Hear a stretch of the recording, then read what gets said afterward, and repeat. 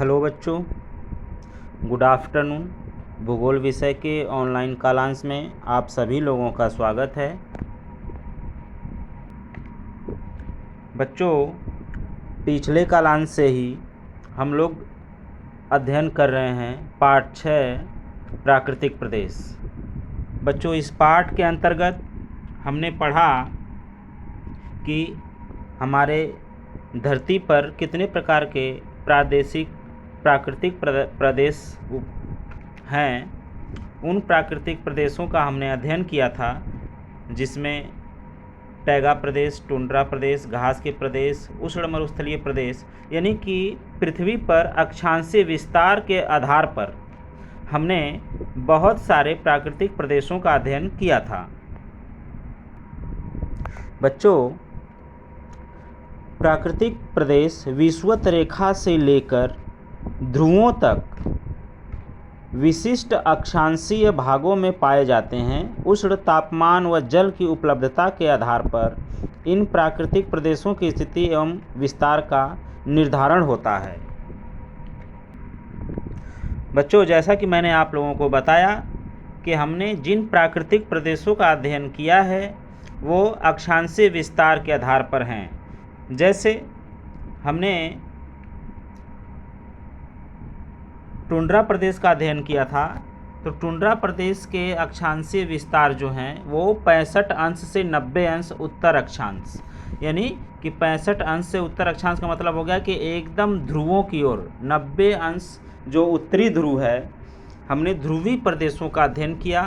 फिर ध्रुवीय प्रदेशों से धीरे धीरे हम नीचे आए, तो इसके बाद 55 अंश से 65 अंश के बीच के प्रदेश का, यानी टैगा प्रदेश का अध्ययन किया।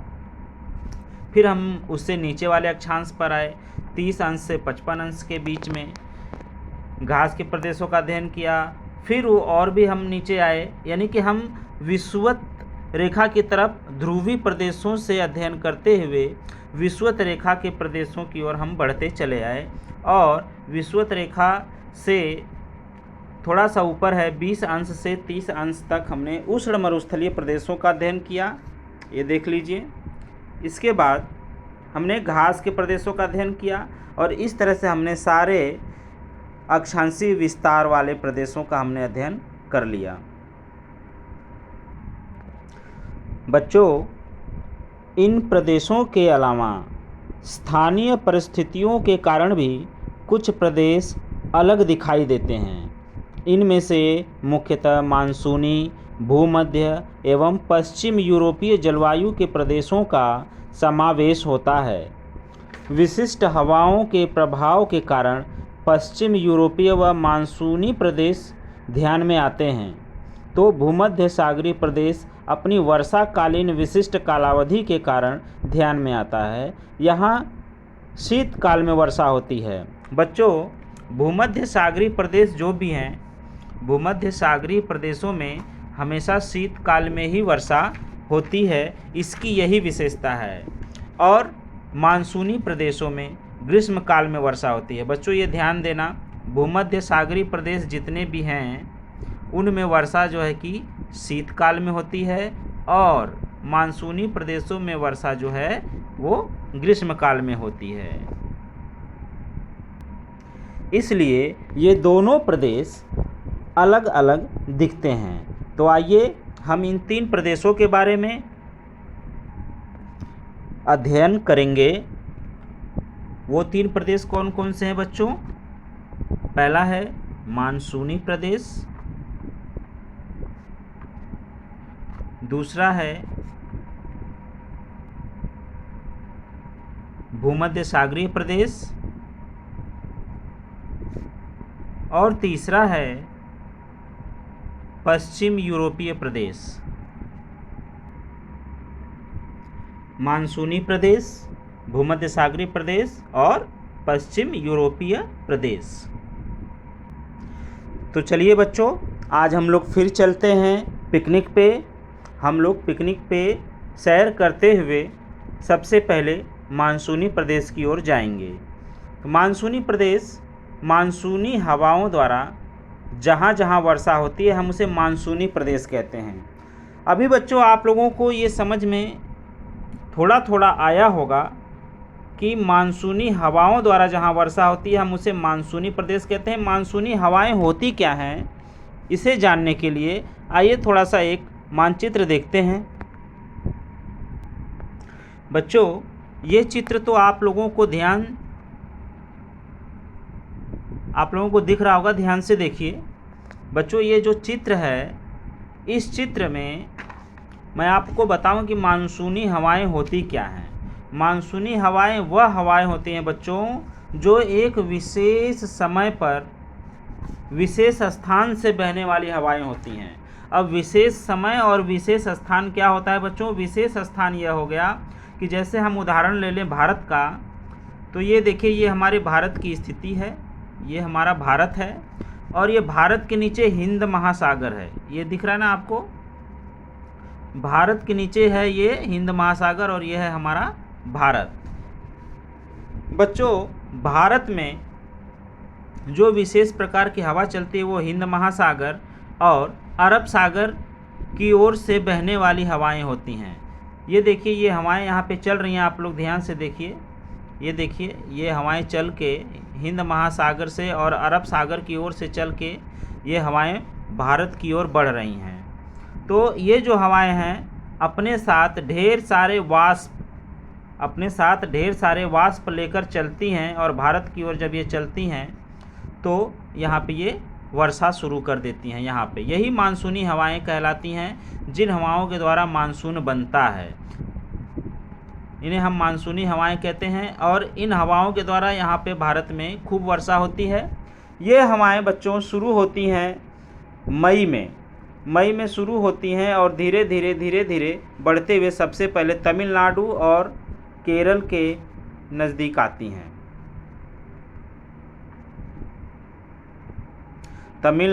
सबसे पहले तमिलनाडु और केरल क्षेत्र के आसपास आती हैं और धीरे धीरे 1 जून तक ये भारत में आकर धीरे धीरे आगे बढ़ने लगती हैं और 22 जून तक पूरा भारत में मानसून फैल जाता है।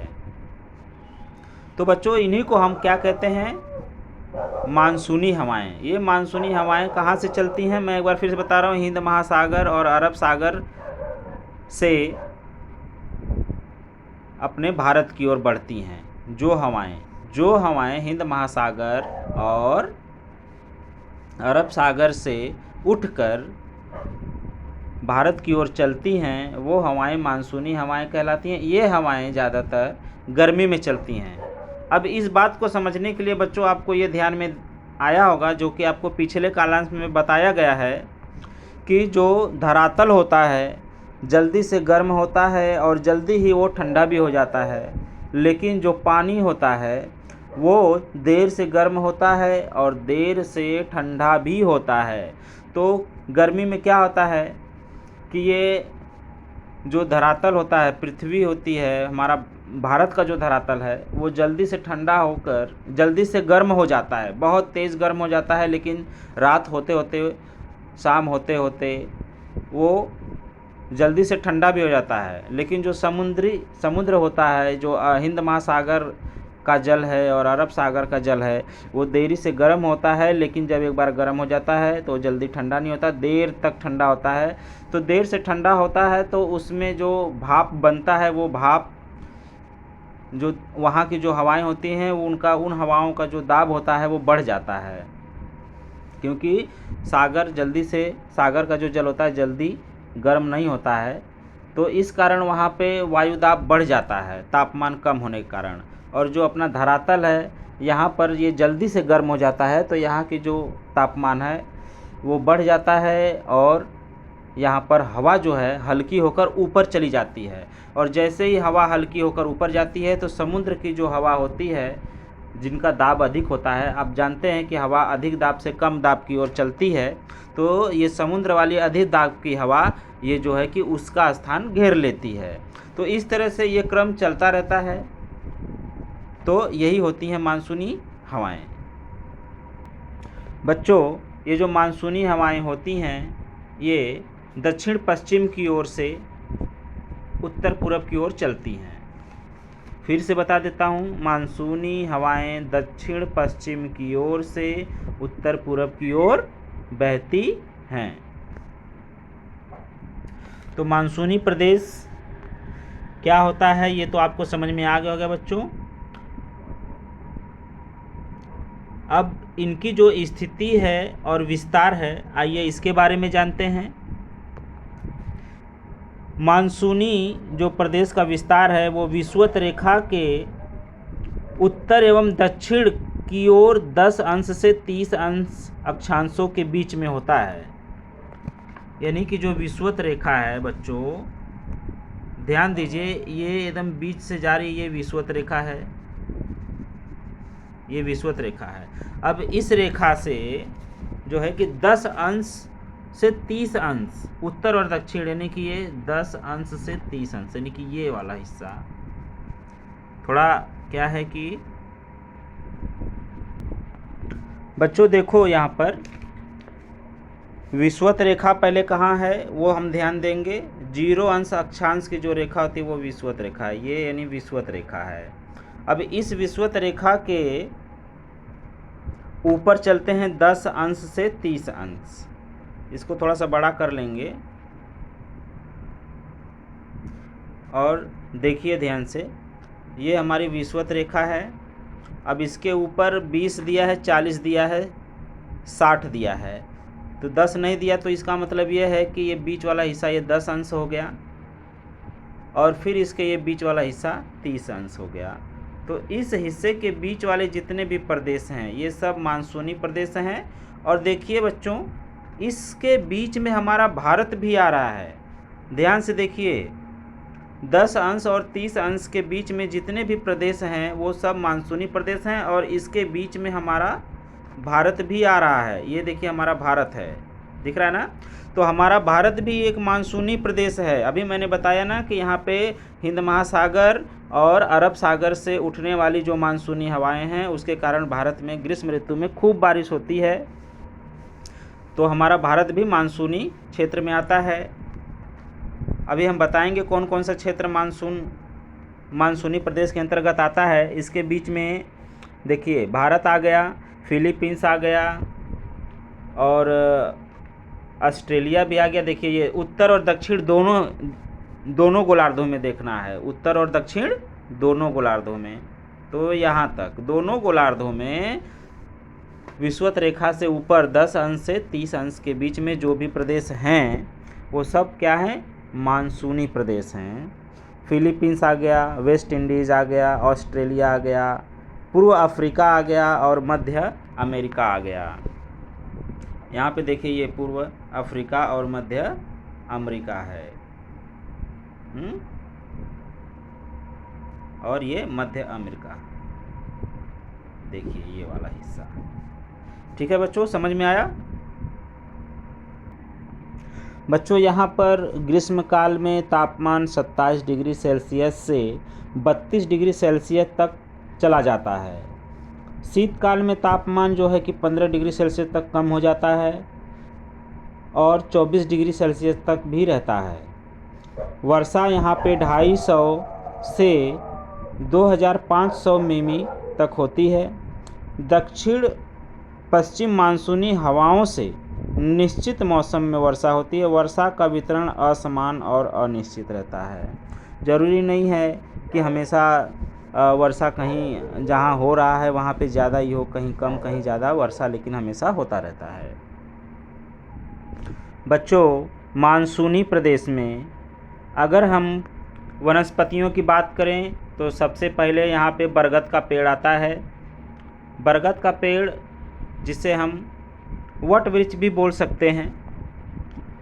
पीपल का वृक्ष यहाँ पे पाया जाता है मानसूनी प्रदेशों में। बरगद का पेड़, पीपल का पेड़, ये जो है कि पतझड़ और अर्ध सदाहरित होते हैं। अर्ध सदाहरित का मतलब होता है कि 6 महीने तक ये हरे भरे रहते हैं और कुछ दिनों तक ये अपनी पत्तियाँ क्या करते हैं, गिरा देते हैं।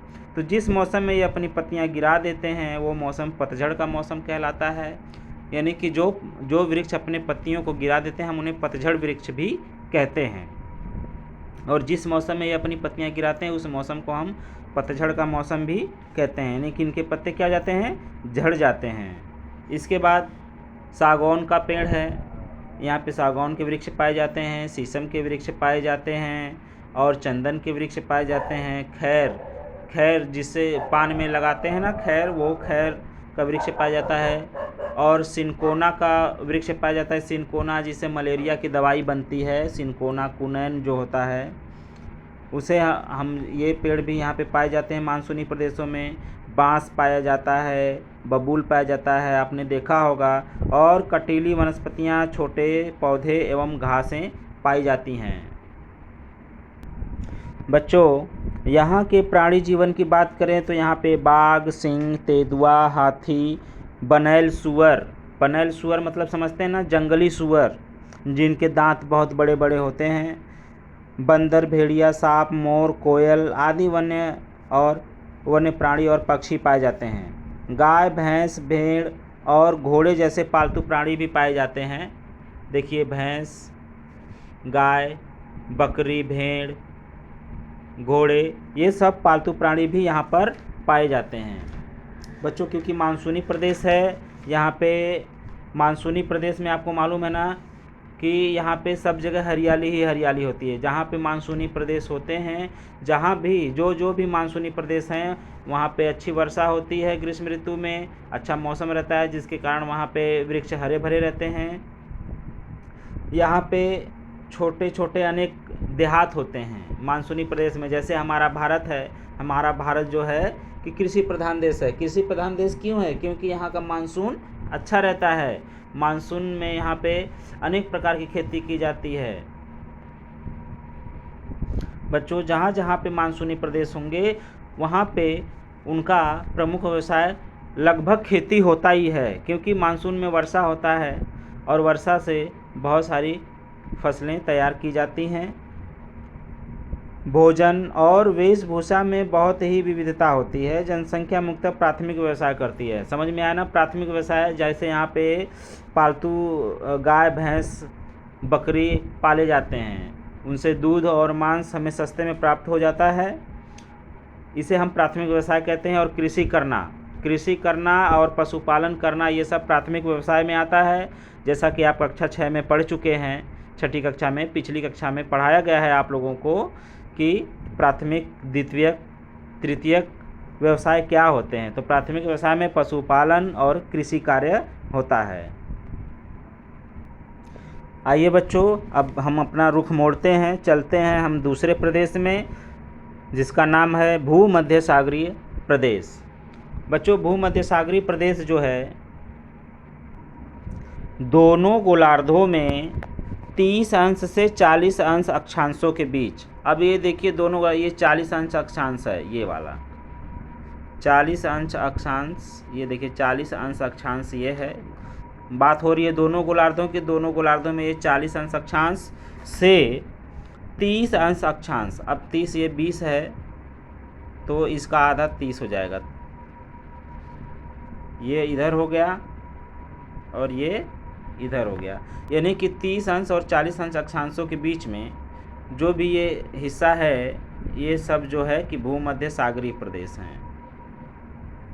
ये और ये दोनों गोलार्धों की बात हो रही है, तो ये दोनों गोलार्धों में ये जो हिस्से हैं ये क्या हैं? ये हैं भूमध्य सागरीय प्रदेश। इसमें पुर्तगाल आता है, स्पेन आता है, अल्जीरिया आता है, टर्की, कैलिफोर्निया, चिली, दक्षिण पश्चिम एवं दक्षिण पूर्व ऑस्ट्रेलिया।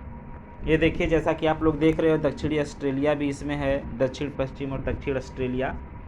हाँ, ये जो ऑस्ट्रेलिया में आपको दिख रहा है, ये ग्रीन भाग के नीचे ये क्या है? ये भूमध्य सागरीय प्रदेश हैं। और यहाँ पे भारत के ऊपर जितने भी प्रदेश दिख रहे हैं आपको, भारत के ऊपर 30 से 40 अंश के बीच में ये क्या है? ग्रीन हिस्से को छोड़ के ये जो थोड़ा थोड़ा ब्लैक हिस्सा दिख रहा है इसके ऊपर, ये सब क्या है?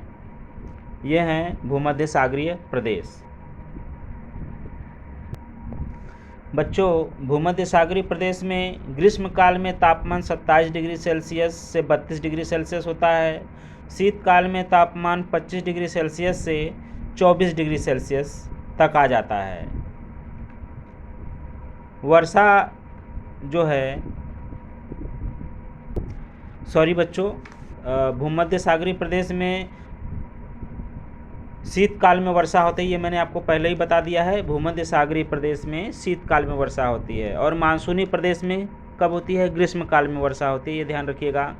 तो ग्रीष्मकाल में जो है, ग्रीष्मकाल में तापमान 21 डिग्री सेल्सियस से 27 डिग्री सेल्सियस तक होता है और शीतकाल में 10 डिग्री से 14 डिग्री सेल्सियस तक होता है। शीतकाल में बहुत ही ज़्यादा ठंडी पड़ती है।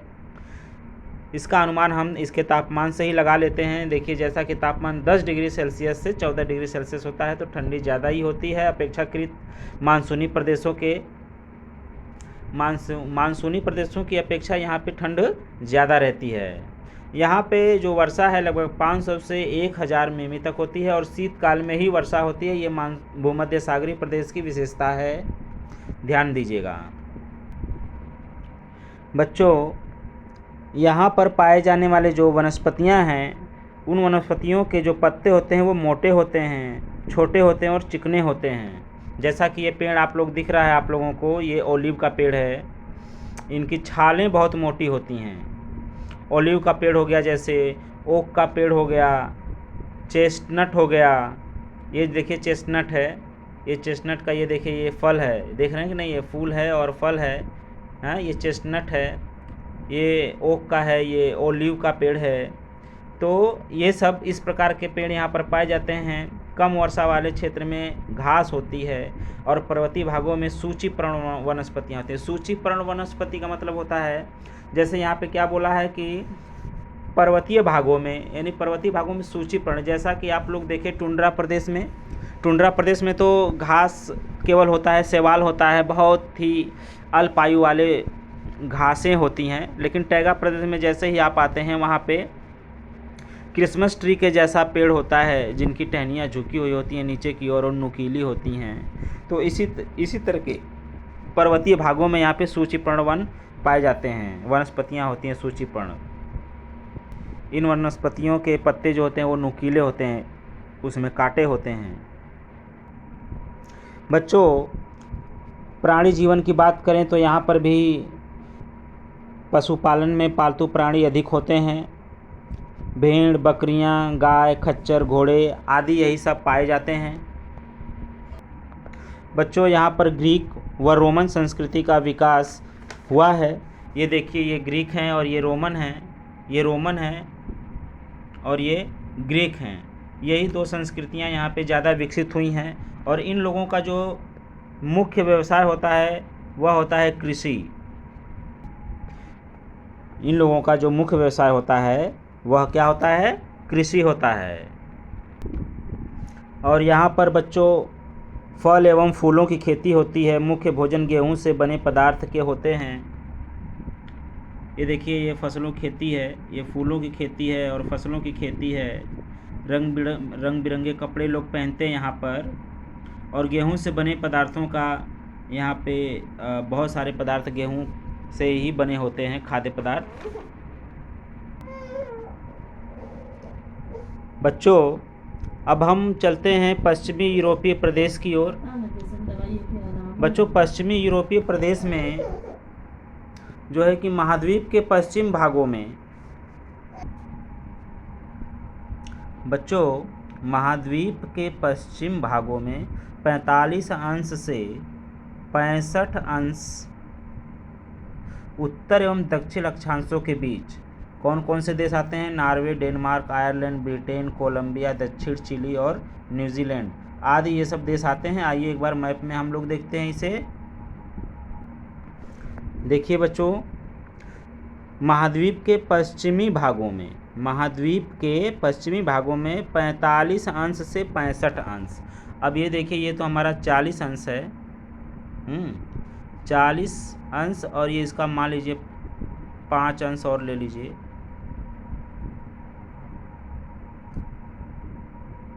ये वाला यहाँ से ऐसे सीधे आइए, ये हो गया 45 अंश से कहाँ तक? 65 अंश। अभी ये 60 अंश है, ये देखिए ये 60 अंश वाली रेखा है, तो हमको इसके ऊपर जाना है, यानी 65 अंश, यानी कि 40 से लेकर 65 अंश बीच तक जितने भी प्रदेश रहेंगे वो सब